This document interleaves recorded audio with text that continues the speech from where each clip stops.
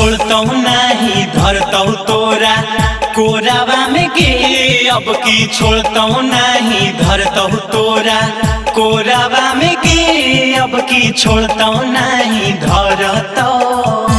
छौड़ी जादव जी के बेटावा तोरा से माजा लेलकोगे।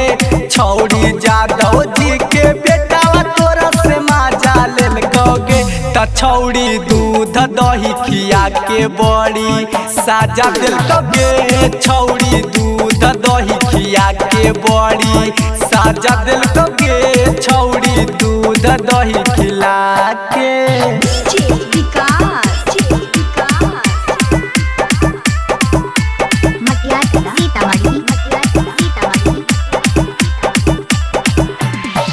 कोरावा में धरी के तोरा दबैलक सूट सलवार छौड़ी बदले में देलक।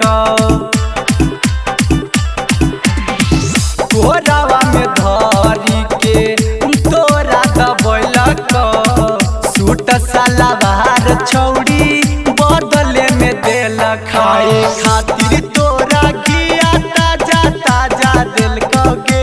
खाए खातिर तोरा घिया ताजा ताजा दिलकोगे। त छौड़ी दूध दही खिया के बड़ी साजा दिलकोगे। छौड़ी दूध दही खिया के बड़ी साजा दिलकोगे। छौड़ी दूध दही खिला के।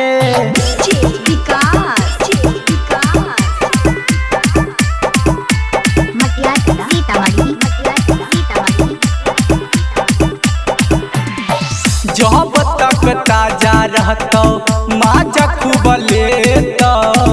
कुछ दिन बाद छौड़ी तोरा छोड़ देतो।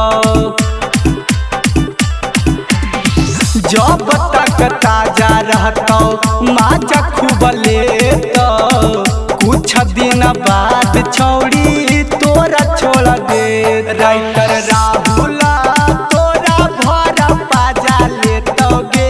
सुबह सराज तोरा भर पाजा लेतोगे। त छौड़ी दूध दही खिया के बड़ी साजा दिलकोगे। छौड़ी दूध दही खिया